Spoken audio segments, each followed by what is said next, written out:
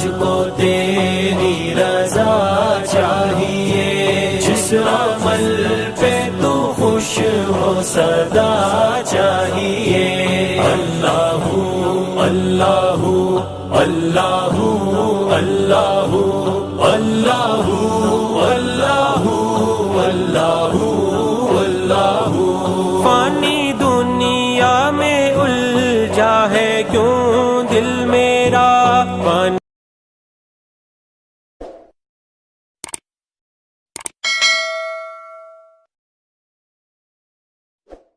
الرحمن الرحیم۔ الحمد للہ وکفى وسلام علی عباده الذین اصطفى، اما بعد، اعوذ باللہ من الشیطان الرجیم، بسم اللہ الرحمن الرحیم۔ من المؤمنین رجال صدقوا ما عاهدوا الله علیہ، فمنهم من قضى نحبه ومنهم من ينتظر وما بدلوا تبدیلا۔ وقال سبحانہ تبارک وتعالی وجعلنا منهم أئمة يهدون بأمرنا لما صبروا وكانوا بآياتنا يوقنون۔ وقال النبي صلى الله تبارك وتعالى عليه وسلم إن مثل العلماء كمثل النجوم في السماء يهتدى بها في ظلمات البر والبحر إلى آخر الحديث، أو كما قال عليه الصلاة والسلام۔ معزز و محترم میرے بزرگوں، اللہ تبارک و تعالیٰ کا بڑا احسان و کرم ہے کہ اللہ تبارک و تعالیٰ نے دین کی نسبت پر اور علم کی نسبت پر اللہ پاک نے ہمیں جمع فرمایا۔ یہ علم اور ایمان یہ اللہ تبارک و تعالیٰ کی دو بڑی بڑی نعمتیں ہیں۔ اتنی بڑی نعمت اتنا بڑا شکر، یہ ترتیب ہے کہ جتنی بڑی نعمت ہوگی اتنا بڑا شکر ادا کرنا پڑے گا، اور جتنی بڑی نعمت اتنی بڑی ذمہ داری۔ امام غزالی فرماتے ہیں کہ علم اور ایمان اللہ تعالیٰ کی بڑی نعمت ہے۔ ساری دنیا کا جو بقا ہے وہ ایمان کی بنیاد پر ہے، اور ساری دنیا کی جو سلامتی ہے وہ علم کی بنیاد پر ہے۔ دو بڑی بڑی نعمتیں ہیں، اور جتنی بڑی نعمت اتنا بڑا شکر۔ آپ صلی اللہ تبارک و تعالیٰ علیہ وسلم کو جب سورہ فتح کی آیات نازل ہوئی اور سورہ فتح کی آیات میں فتح مکہ کی خوشخبری سنائی، انا فتحنا لك فتحا مبینا لیغفر لك الله ما تقدم من ذنبك وما تأخر ويتم نعمته عليك ويهديك صراطا مستقیما وینصرك الله نصرا عزیزا۔ جن آیات میں فتح مبین کی خوشخبری ہے، اللہ تبارک و تعالیٰ کی مدد کی خوشخبری ہے، بشارت ہے۔ ان آیات کے نازل ہونے کے بعد آپ کے اگلی پچھلی بھول چک کو، حالانکہ نبی تو معصوم ہوتے ہیں، لیکن نبی معصوم ہوتے ہیں۔ حضرت شاہ صاحب نے لکھا ہے کہ نبی سے گناہ نہیں ہوتا، نبی معصوم ہوتے ہیں، لیکن نبی اپنی بعض نیکیوں کو بھی خطا سمجھتے ہیں کہ اس کی شان کے مطابق نیکی نہیں ہوئی۔ جیسے میرے نبی نے اللہ کے سامنے کہا ما عرفناک حق معرفتک، یہ اللہ تیری معرفت کا جیسا حق تھا ویسی معرفت مجھے نصیب نہیں ہوئی، میں نے نہیں کی۔ ما عبدناک حق عبادتک، یہ اللہ تیری عبادت کرنے کا جیسا حق تھا ویسی عبادت میں نے نہیں کی۔ تو نبی کیا کرتے، اپنے عبادات میں بھی اپنی تقصیر کو ظاہر کرتے ہیں، یہ نبی کی تواضع ہوتی ہے، اور نبی تو معصوم ہوتے ہیں۔ تو اللہ نے قرآن کریم میں بھول چک کو لیغفر لک اللہ ما تقدم من ذنبک وما تأخر، اللہ نے معافی کا اعلان ہے۔ عائشہ فرماتی ہیں آیات کے نازل ہونے کے بعد آپ صلی اللہ تبارک و تعالیٰ علیہ وسلم کی عبادات میں کثرت ہو گئی، اور اب لمبی لمبی نفلیں پڑھنے کے عادی بن گئے، اور اتنی لمبی نفلیں پڑھتے تھے، ایک جگہ پر روایت میں حتیٰ تفترت قدمہ ہو، ایک جگہ پر ہے تورمت قدمہ ہو، کہ آپ کے پیروں پر ورم آتے تھے۔ نبی کے اندر 40 انسانوں کی طاقت ہوتی ہے، کوئی انسان 20 رکعت نفل پڑھتا ہے تراویح میں سنت موقدہ، تو کسی کے پیروں پر ورم نہیں آتے۔ اتنی لمبی لمبی نفلیں پڑھتے تھے کہ پیروں پر ورم آتا تھا۔ عائشہ فرماتے اللہ کے نبی، اچھا صرف لمبا قیام نہیں، لمبا قیام نہیں، جتنا آپ کا لمبا قیام ہوتا تھا، روایات میں ہے کہ مثلہ او زیادہ، آپ کا رکوع یا تو قیام کے برابر ہوتا تھا یا قیام سے بھی زیادہ رکوع ہوتا تھا، آپ کا رکوع بھی اتنا لمبا۔ کبھی کبھی آپ تہجد کی نماز میں آپ کی 2 رکعت میں 4 پارے ہوتے تھے، سورہ بقرہ سورہ آل عمران پوری پڑھتے تھے، کبھی سورہ نساء پوری پڑھتے تھے، 4 پارے 2 رکعت میں آپ پڑھتے تھے۔ اللہ کے نبی صلی اللہ تبارک و تعالیٰ علیہ وسلم مدنی زندگی میں تو آپ کتنی لمبی نماز پڑھتے تھے۔ عائشہ فرماتی ہے کہ مجھے رحم آتا آپ اتنا لمبا لمبا سجدہ کرتے کہ کبھی ایسا لگتا کہ آپ کی روح پرواز ہوگی. جیسا آپ کا قیام ویسا آپ کا رکوع، جیسا آپ کا رکوع ویسا آپ کا سجدہ. اور کبھی آیات رحمت آتی تو اللہ تبارک و تعالیٰ کا شکر ادا کرتے. نفل نماز میں جائز بھی ہیں، فرض میں تو نہیں، لیکن نوافل کے اندر آدمی اللہ کی صفت رحمت کو دل سے اللہ تبارک و تعالیٰ سے رحمت مانگے. جب عذاب کی آیات آتی تو آپ پھوٹ پھوٹ کر روتے تھے، اور اس طریقے پر روتے تھے جیسے ہانڈی کے ابلنے کی آواز آتی ہے. ایسا اللہ کے نبی نوافل میں روتے تھے. عائشہ فرماتی ہے کہ میں رحم کا کری، فرماتے اللہ کے نبی جب اللہ پاک نے آپ کو فتح کی خوشخبری سنائی ہے، آپ کے اگلے پچھلی بھول چوک کو اللہ نے معافی کا اعلان کیا ہے، تو آپ اتنی لمبی لمبی نمازیں کیوں پڑھتے ہیں؟ تو میرے نبی نے کہا عائشہ افلا اکون عبدا شکورا، کیا میں اللہ تبارک و تعالیٰ کا شکر گزار بندہ نہ بنوں کہ اللہ نے مجھے کتنی بڑی بڑی نعمتیں دی ہیں. تو جتنی بڑی نعمت ہوتی ہے اتنا بڑا شکر ہوتا ہے. اور اللہ تبارک و تعالیٰ کی ترتیب ہے، جب اللہ تعالیٰ کسی کو نعمت دیتا ہے نعمت، تو نعمت دینے کے بعد اللہ پاک شکر کا تقاضا کرتے ہیں. جب موسیٰ علیہ السلام کو اللہ تعالیٰ نے سلیکٹ کیا، منتخب کیا نبوت کے لیے، رسالت کے لیے، اور ہم کلامی ہوئی، کلیم اللہ بنے موسیٰ، نبی اللہ بنے، کلیم اللہ بنے.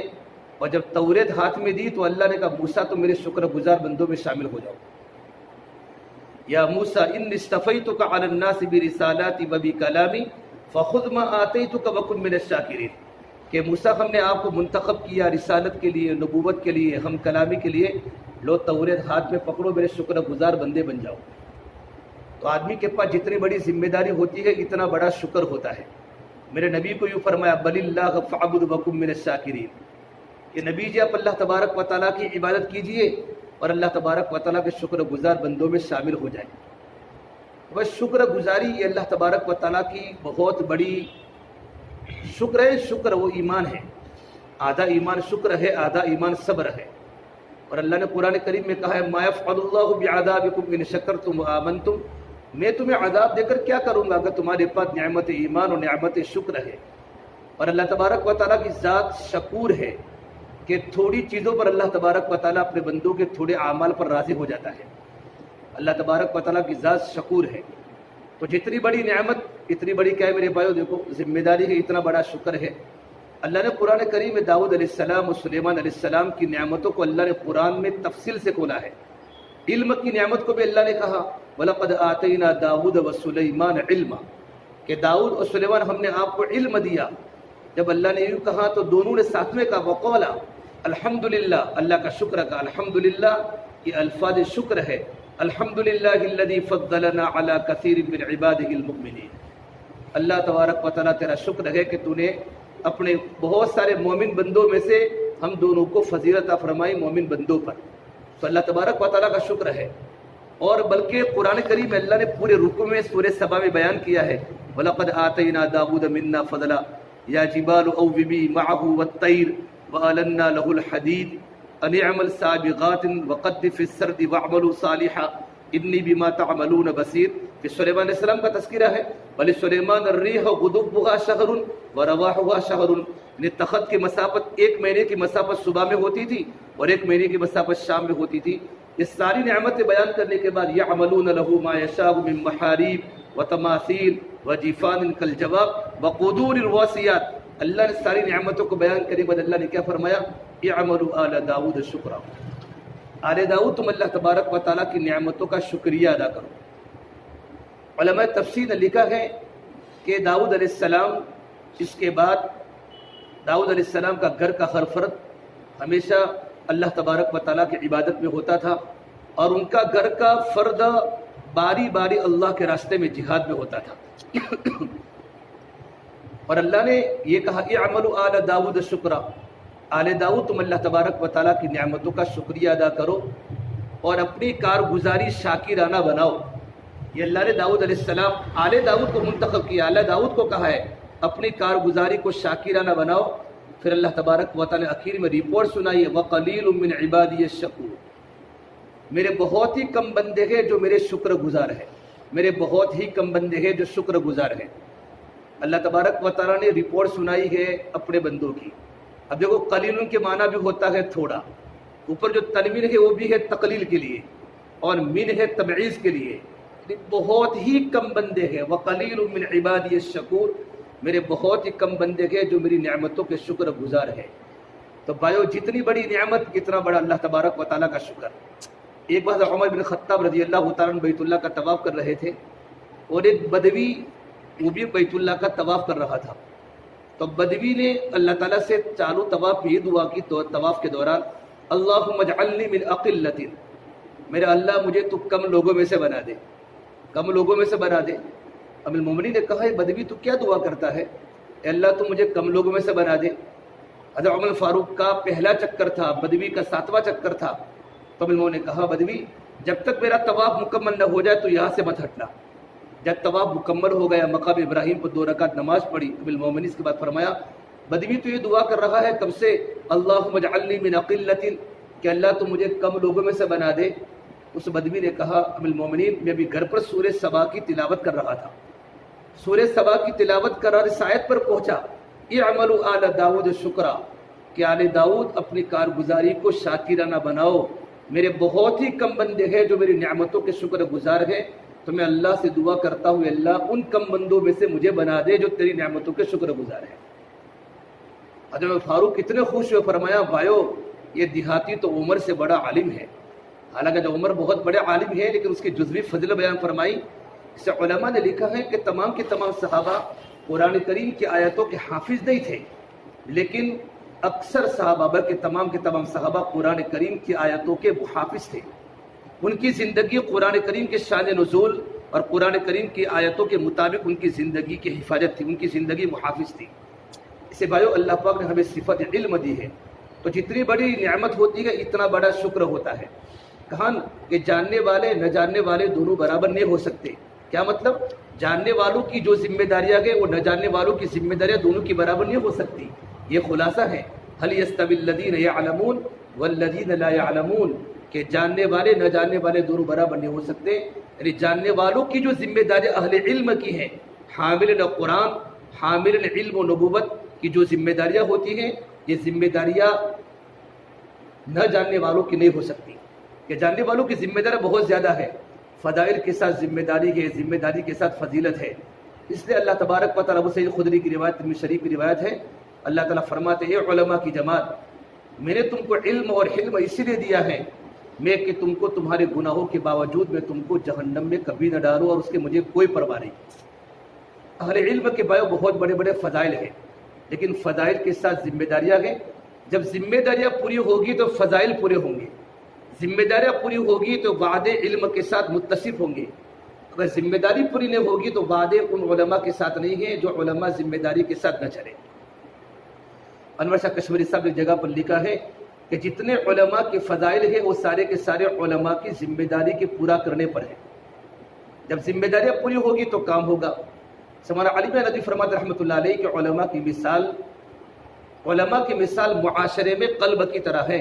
اس امت میں علماء کی مثال اس امت میں قلب کی طرح ہے کہ سارے جسم کا صلاح و فساد قلب پر موقوف ہے۔ اس پر موقوف ہے، سارے جسم کا صلاح و فساد قلب پر موقوف ہے۔ پوری امت کا صلاح و فساد اہل علم کی زندگی پر موقوف ہے۔ قلب میں حرکت ہے، ہاں تو امت کی زندگی میں پورے سارے کے سارے بدن کے اعضاء میں حرکت ہے۔ اور یہ فرمایا قلب میں 3 چیزیں ہوتی ہیں۔ سب سے پہلے قلب میں ہوتی ہے حیات۔ کیا ہوتی ہے؟ قلب میں حیات ہوتی ہے۔ اگر قلب ہی زندہ نہ ہو، اگر دل ہی مر جاوے میرے بھائیوں، تو انسان کسی کام کا نہیں ہوتا، کہ اس کا تو ضمیر ہی مر گیا۔ سے قلب میں حیات چاہیے۔ نمبر 2، قلب میں حرکت ہو۔ جب قلب میں حرکت ہوگی تو بدن کے سارے اعضاء میں حرکت ہوگی۔ کہ قلب کی حرکت کیا ہے؟ کہ علماء کرام کی حرکتیں ہیں کہ علماء کرام اپنی ذمہ داری کو نبھاویں۔ علماء کی ذمہ داری شاہ صاحب نے اپنی کتاب میں لکھی ہے کہ علماء کی سب سے پہلی ذمہ داری علماء بھلائی کا حکم کرنا، امر بالمعروف نہی عن المنکر علماء کی ذمہ داری ہے کہ بھلائی کا حکم کرنا، برائی سے رکنا۔ سے ایک جگہ پر ایک بات لکھی ہے، علامہ جلال سیوطی رحمۃ اللہ علیہ فرماتے ہیں کہ میں ایک مرتبہ تفسیر لکھتے لکھتے میرے پر ایک بات آئی کہ اللہ تعالیٰ نے اللہ کے نبی صلی اللہ تبارک و تعالیٰ علیہ وسلم کو 23 سال کی زندگی دی اور محنت کا دائرہ پورے قیامت تک کے انسان دیے۔ نبوت کی زندگی 23 سالہ، محنت کا میدان قیامت تک کے انسانوں تک۔ اس کے پہلے جتنے بھی انبیاء علیہ السلام آئے ان کی محنت کا دائرہ اپنی قوم، اپنا علاقہ، کچھ قوم کچھ قبیلہ اور ان کی عمریں 1000 سال 2000 سال 3000 سال. حالانکہ عمر تو اللہ کے نبی کی زیادہ ہونی چاہیے تھی. یہ بات میرے ذہن میں بطور اشکال کے دل میں وارد ہوئی. میں اللہ سے دعا کی تو اللہ پاک نے میرے پر یہ بات القاء فرمائی اور اللہ نے فرمایا کہ اللہ تبارک و تعالیٰ کو پچھلے نبیوں کی امت پر اللہ تبارک و تعالیٰ کو اعتماد نہیں تھا. حالانکہ انبیاء مسلسل آئے، ثم ارسلنا رسولنا تترا، پیدر پہ انبیاء تھے، لیکن امت پر اللہ تبارک و تعالیٰ کو اور بنی اسرائیل کے علماء پر اللہ تعالیٰ کو اعتماد نہیں تھا. اسے نبی کا سلسلہ مسلسل چالو رکھا. لیکن اس امت کے علماء پر اللہ تبارک و تعالیٰ کو اعتماد تھا. اس اللہ کے نبی صلی اللہ تبارک وسلم 23 سال کی مختصر زندگی میں اتنا زبردست کام کر کے چلے گئے اور آپ نے پوری کی پوری ذمہ داری اپنے وارثین کو دے کر اللہ کریم دنیا سے رخصت ہو چکے. کتنی بڑی بات فرمائی کہ اللہ تبارک و تعالیٰ کو اس امت کے علماء پر اعتماد ہے کہ علماء کی جماعت نبوت والا نیابت والا کام کرے. اور ہمارے علماء نے دنیا میں کام کر کے بتلایا. دنیا کے ہر شعبے میں علماء میدان میں آئے.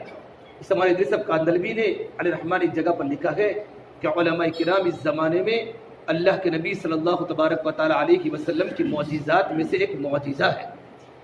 ہمارے ادریس صاحب کاندلوی نے لکھا ہے کہ علماء کرام اس زمانے میں اللہ کے نبی کے معجزات میں سے ایک معجزہ ہے کہ جہاں بھی اپنی بستی میں اپنی سوسائٹی میں جہاں بھی باطل آئے گا باطل تو علماء باطل کو ختم کرنے علماء کرام میدان میں آئیں گے. تو علماء کی ذمہ داری ہے امر بالمعروف نہی عن المنکر. ایک تو ہم عقد اجارہ کے طور پر کہیں پڑھاتے ہیں 2 گھنٹہ 3 گھنٹہ، لیکن ہم نے جو علم حاصل کیا یہ حاصل کرتے ہی ہماری ذمہ داری پہنچتی ہے امت کے سامنے علم کو پہنچانا. چاہے آپ عقد اجارہ میں پڑھاتے ہو کہ نہ پڑھاتے ہو، علم حاصل کرتے ہماری ذمہ داری کیا ہے؟ اللہ کے نبی کی جو روایت بلغوا عنی ولو آیا، ایک آیت بھی جانتے ہو تو اس کو میری امت تک پہنچا دو. تو ہمارے پاس تو بہت سارے ابواب ہیں. امت کے عقائد کی درستگی، امت کے معاملات کی درستگی، امت کی عبادات کی درستگی، اخلاق کی درستگی اور دین کے ہر شعبے کی رہنمائی کرنا. اگرچہ میرا تعلق امامت سے ہو کہ نہ ہو، میرا تعلق مدرسے سے ہو کہ نہ ہو، یہ علماء کے علم کو حاصل کرنے کے بعد ذمہ داری ہے امت کی رہبری کرنا. یہ علماء کی ذمہ داری ہے. اور اگر ہم نے ذمہ داری کو پورا نہیں کیا تو آخرت میں سوال ہوگا.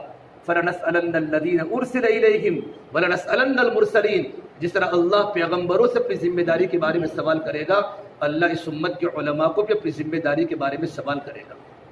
9 سال ہم نے جو علوم پڑھے ہیں مدارس کی زندگی میں یکسوئی کے ساتھ، اور ماں باپ نے بڑی جافشانی سے بڑے مجاہد ہم کو پڑھایا، اس لیے نہیں پڑھایا کہ ہم صرف محدود طبقے میں کام کریں. ہمارا کام ہے طالبین کو علم دینا، اور جو طالبین نہیں ان کی دل میں طلب پیدا کر کے ان کو اللہ کی دین کی بات پہنچانا. اس میں اللہ سے فرما کرتے ہیں علماء کی 2 ذمہ داریاں ہیں. کہ علماء کی کتنی ذمہ داریاں؟ کہ علماء کی 2 ذمہ داری ہیں. کہ پہلے علماء کی ذمہ داری کیا ہے؟ کہ علماء بناوے. علماء کی ذمہ داری کہ علماء بناوے. دیکھو ہم مکاتب میں پڑھاتے ہیں، فارغ ہونے والے طلباء علماء 2 طرح کے ہوتے ہیں. ایک ماشاءاللہ صلاحیت والے ہوتے ہیں، استعداد والے ہوتے ہیں، تو بڑے بڑے مدارس میں جا کر حدیث کی کتابیں پڑھاتے ہیں ماشاءاللہ. اور بہت سے متوسط طبقے کے جو علماء ہوتے ہیں وہ مکاتب کے اندر چھوٹے چھوٹے بچوں کو قرآن پڑھاتے ہیں، ان کے عقائد کو درست کرتے ہیں. آج تو ایسا بھی نہیں رہا ہے. آج تو اچھی صلاحیت والے علماء کرام بھی مکاتب میں پڑھا رہے ہیں. خیر ہمارا کام تو پڑھانا ہے. ہمارا کام تو کیا ہے؟ پڑھانا ہے. قاری محمد طیب رحمۃ اللہ علیہ جب ایک مرتبہ مطلب مولانا مدنی جیل میں تھے تو قاری طیب صاحب ملنے کے لیے مولانا مدنی کو جیل میں گئے. پوچھا حضرت کیا کرتے ہو؟ کہا نورانی قاعدہ پڑھاتا ہوں، بغدادی قاعدہ بغدادی پڑھاتا ہوں. فرمایا آپ تو دارالعلوم دیوبند کی مسند حدیث پر فائز تھے، بخاری شریف پڑھاتے تھے. کہا حضرت میرا کام تو پڑھانا ہے. بخاری پڑھنے والے آئیں گے تو بخاری پڑھاؤں گا، قاعدہ بغدادی پڑھنے والے آئیں گے تو قاعدہ بغدادی پڑھاؤں گا. میرا کام تو بچوں کو پڑھانا ہے. اللہ تبارک و تعالیٰ کی رضا مقصود تھی، کوئی یہ تو مقصود نہیں تھا، کوئی جہت تو تھی نہیں. اللہ حضرت فرماتے تھے علماء کرام کو کہ موت سے پہلے بھی حب جان نکل جائے تو بڑی غنیمت ہے. کہ اسی وجہ سے کتنے علماء صحیح علم ہونے کے باوجود موت کے وقت علماء کرام کی زندگی ایسی گزری کہ عوام کی زبانیں ساکت ہو گئی.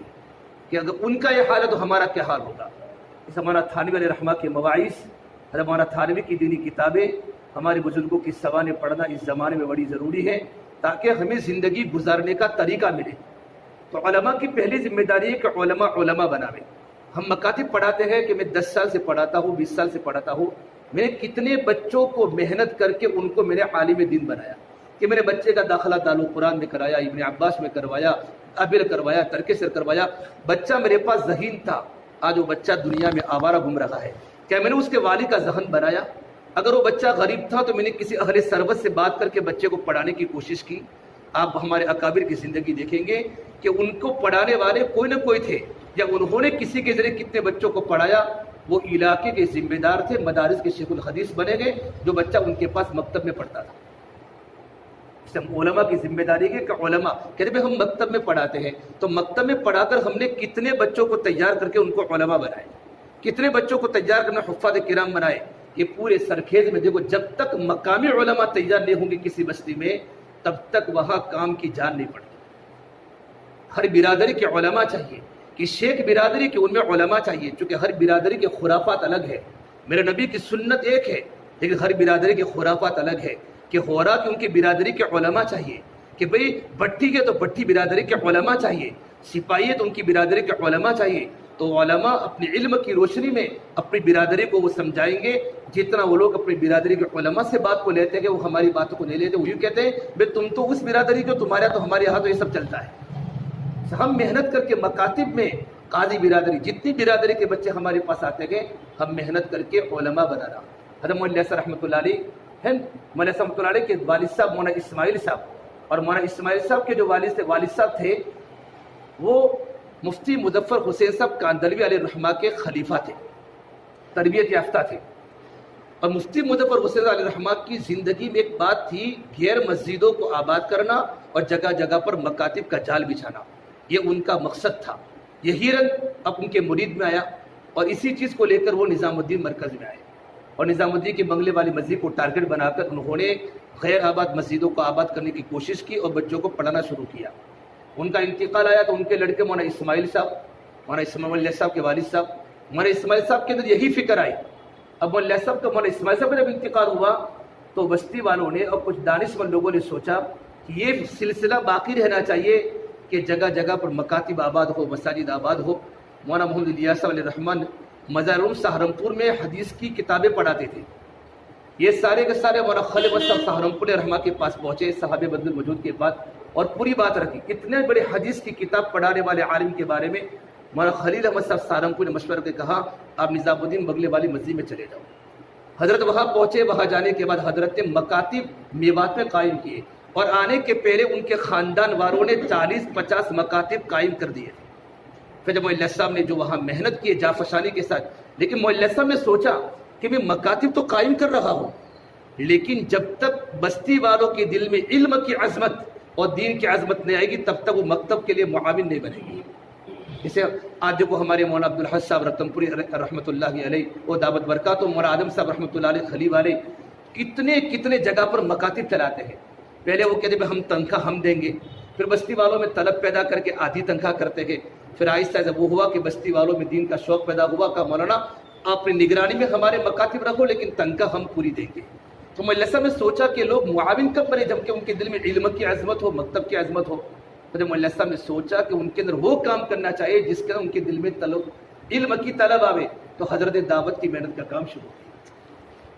اللہ نے ان پر ایک کام القاء فرمایا مکہ المکرمہ میں، اور پھر خواب میں میرے نبی نے فرمایا الیاس جاؤ ہندوستان، اللہ تم سے کام لے گا. آنے کے بعد بڑے درد و غم میں تھے، کیسے کام ہوگا. تو مفتی اعظم مفتی کفایت اللہ صاحب رحمۃ اللہ علیہ، اللہ ان کو جزائے خیر دے، دعوت کی مبارک محنت میں مفتی صاحب کا بہت بڑا حصہ رہا ہے. مفتی اعظم مفتی کفایت اللہ صاحب اور مفتی گنگوہی علیہ الرحمہ، ان دونوں نے اپنے فتاویٰ کے ذریعے دعوت کی محنت کا خوب ساتھ دیا ہے. اور کہا حضرت جب یوں کہا ہے اللہ کام لے گا تو آپ کا کام تو کام کرنا ہے.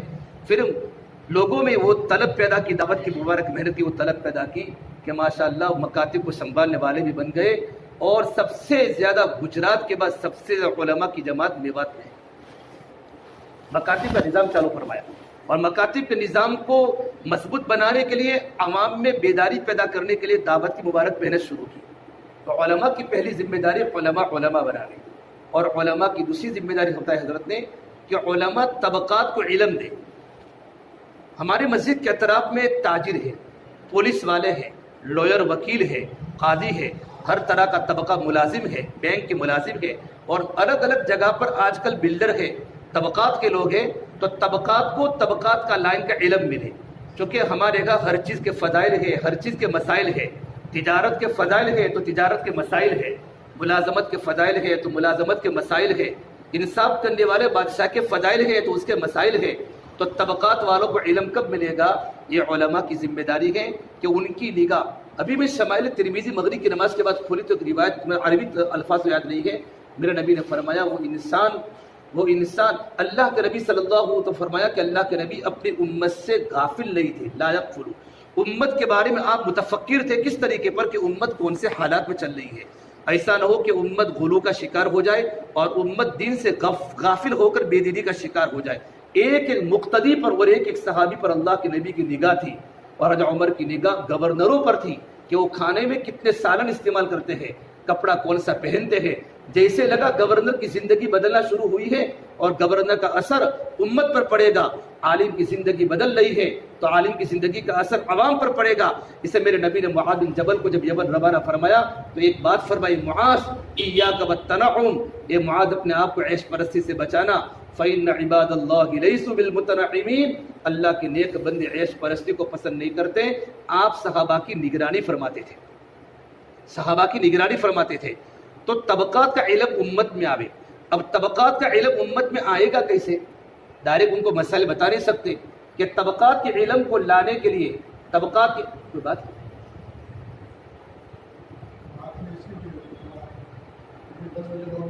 ٹھیک ہے، طبقات کے علم کو امت میں لانے کے لیے، طبقات کے علم کو امت میں لانے کے لیے امت کو دین کی طلب پیدا کرنا ضروری ہے۔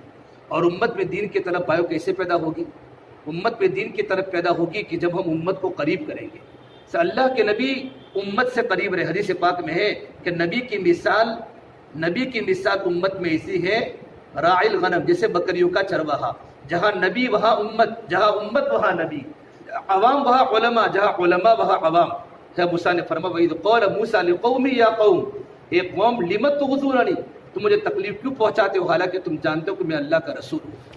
اس سے میرے بھائیو، جب علماء اپنی ذمہ داری کو پورا کریں گے تو اللہ تبارک و تعالیٰ کے وعدے علماء کی ذمہ داری کے پورا کرنے پر ہیں، اللہ کے وعدے پورے ہوں گے اور زندگی اللہ پاک ہمیں آخرت میں دے گا، ہماری زندگی میں سادگی آئے اور ہم قربانی دیں۔ ہمارے مکاتب علماء کے پاس کافی وقت ہوتا ہے تو ان وقتوں کو امت کے پیچھے لگاوے اور اپنے آپ کو خود قربانی پر آئیں گے انشاءاللہ۔ تو ہماری دیکھو چلنے سے آدمی کے دل میں کیا ہوتی ہے؟ فکر آتی ہے، بیٹھنے سے فکر نہیں آتی۔ اس سے میرے نبی نے علماء کی مثال کس سے دی ہے؟ بولو، مثل ما بعثني الله من العلم والهدى كمثل غيث، اس علم جو ہدایت کو جو لے کر میں آیا اس کی مثال بارش کے پانی کی طرح ہے، اور بارش کے پانی میں سب کا نفع ہے۔ اور آپ نے مثال بادل سے دی ہے، آپ نے مثال کس سے دی ہے؟ ہم کیا کہتے ہیں کہ ہم تو بھائی کنواں بن جاوے، دیکھو کنواں میں جمود ہے، بادل میں حرکت ہے۔ کنواں میں کیا ہے؟ کنواں میں کیا ہے؟ جمود ہے، بادل میں کیا ہے؟ حرکت ہے۔ ہم حرکت کی طرح زندگی گزاریں گے انشاءاللہ تو اللہ تعالیٰ ہمارے ذریعے نہ معلوم کتنے لوگوں کی زندگی میں دین داخل کرے گا۔ پھر وقت ہو چکا، من ابھی میں رائے بن کی فی الحال کی کارگزاری مولانا ابراہیم صاحب دامت برکاتہ پہنچے ہیں، اور رائے بن میں آج مولانا حسین مدنی رحمۃ اللہ علیہ کے ہاتھ سے یوں فرمایا، ان کو اجازت دے دی حدیث کی۔ اس کے بعد جب علماء کی تشکیلیں کے کتنے علماء سال کے لیے کھڑے ہوئے ہیں، اور پڑوس کے ملک میں علماء جو کام کر رہے ہیں ہم اس کا ادنا حصہ نہیں کر سکتے۔ مدارس کی محنت کے ساتھ ساتھ، بڑی بڑی کتابیں پڑھانے کے ساتھ ساتھ، ہمارے مولانا شریف صاحب تاج پوری وڈالی والے رات کو عشاء کے بعد مسلم شریف پڑھاتے تھے، اور اتنا درد ان کے جنازے میں بھی موجود تھا۔ وہاں کے ایڈر کے لوگ اور وڈالی کے لوگ، نوجوان بچے، اور جنازے پر ہاتھ رکھ کے ہچکیاں مار مار کر روتے تھے۔ حضرت کی برکت سے آج میرے چہرے پر داڑھی آئی، میرے سر پر ٹوپی آئی۔ مجھے کافی بار وہاں بلاتے تھے تو مغرب علماء کا جوڑ میں عشاء کے بعد کھانے بیٹھتے کہ حضرت کا مجھے دیکھا نا، مجھے بھی عشاء کے بعد پڑھانے جانا ہے۔ تو مغرب کے بعد تھوڑے سے وقت میں بھی علماء کے جوڑ میں آنا، اور کتنی عیدیں اللہ کے راستے میں کی، طلبہ میں محنت کرنا، عوام میں محنت کرنا۔ آج وہ بندہ اللہ کا پیارا ہوگا میرے بھائیوں، لیکن پیچھے لوگ ان کو یاد کر رہے ہیں اور اللہ پاک ان کو یاد۔ اس لیے ہمارے علماء کی ذمہ داری ہے، ہمارے پورے حلقے میں دین کی فکریں بڑھے، اس کے لیے ہمیں قربانی دینے کی ضرورت ہے۔ ہم قربانی دیتے رہیں گے انشاءاللہ۔ دیکھو ہمارے کام میں ترتیب ہے، ترتیب ہمیں چھوڑ کر نہیں جانا۔ الحق لا یزاحم الحق، حق کا ٹکراؤ حق سے نہیں ہوتا، حق میں ترتیب ہوتی ہے۔ رکوع کے بعد سجدہ ہے، سجدہ کے بعد قاعدہ ہے، ہم مدارس پڑھانا بھی ہے، امامت بھی کرنی ہے، ان دونوں کے ساتھ ساتھ ہمیں اللہ کے راستے میں وقت کو بھی لگانا ہے۔ اب بتاؤ ماشاء اللہ اس کے لیے کون کون اللہ کے راستے میں سال کے لیے تیار ہے؟ جن کے سال لگ چکے ہیں ماشاء اللہ وہ 4 مہینوں کا ارادہ کرے، جن کے سال نہ لگے گو وہ ہمارے علماء سال کا ارادہ کرے۔ بھی سابرکانٹھا کے 35 علماء کرام ابھی فی الحال سال میں چل رہے ہیں ماشاء اللہ۔ آپ حالات کو دیکھ کر متاثر مت ہونا، آپ سوشل میڈیا سے زیادہ متاثر مت ہونا، انشاءاللہ سب کچھ اچھا ہی ہو رہا ہے۔ ابھی ہماری 121 جماعتیں گجرات کی 4 مہینے کی نکلی ہوئی ہے، 533 جماعتیں ہماری چلنے کی نکلی ہوئی ہیں۔ اللہ کے پورے تریپورہ تک اور آسام اور کشمیر کی وادی تک ہماری جماعت کنیا کمار میں بھی کام کر رہی ہے۔ ساری جماعتیں مطمئن ہے، حالات بڑے اچھے ہیں، اس لیے ہم زیادہ گھبراوے نہیں، سوشل میڈیا سے متاثر نہ ہوئے، اب قرآن کے وعدوں کو جانیں۔ احتیاطی تدابیر کے ساتھ ہمیں کام کرنا ہے، لیکن متاثر ہونا ہے اللہ کی ذات سے انشاءاللہ۔ ٹھیک ہے، اس کے لیے بتاؤ کون کون تیار ہے؟ 2021 میں 2022 میں جب بھی ہمارا ارادہ ہو، ہمیں بھی سے دل پر یہ کریں انشاءاللہ مجھے اللہ کے راستے میں سال لگانا ہے، ارادے کرے ساتھی کھانے تو اللہ تعالیٰ انشاءاللہ سب آسان کرے گا۔ اچھا کتنے علماء کے سال لگے اس میں؟ 1 2 3 4 5 6 7 ماشاءاللہ 8 بچے بہت کم ہیں، ارادے کرو ماشاءاللہ، بہت کم ہے جن کے سال باقی ہے، وہ ارادے کرو، جانا اپنی ترتیب سے ہے۔ ابھی کوئی نقد تو نہیں، نقد ہو تو نقد بتاؤ، اگر نقد نہ کر سکو تو مشورے سے بتاؤ، انشاءاللہ ہم سیٹنگ کریں گے، مشورہ کریں گے، نظام بنائیں گے، لیکن ارادے کرو۔ اللہ تعالیٰ کی مدد تو بندے کے ارادے کے ساتھ ہے۔ جی میدانی بنوں گے انشاءاللہ، اللہ پاک آپ کی فکروں کو اور بڑھائے گا۔ حضرت مولانا صاحب فرماتے تھے عید کے بعد انشاءاللہ 4 مہینے عید کے بعد مولانا کالم کون سی مسجد یہ بھی لکھا دو۔ ابو بکر حضرت مولانا صاحب کا ملفوظ ایک کتاب میں پڑھا ہے، مولانا سمیع اللہ، گاؤں کون سا؟ اصل میں بامبے سے ہوں۔ جی مولانا سمیع اللہ صاحب بامبے مسجد لکھ دو۔ حضرت مولانا صاحب فرماتے تھے بھائی یہ بات سننے جیسی، مولانا صاحب کا ملفوظ ہے اور اس کو نقل کیا ہے مفتی خانپوری صاحب نے، پڑھنے پڑھانے کے ساتھ دعوت کا کام کرو گے تو کتابیں 10 گنا زیادہ سمجھ میں آوے گی۔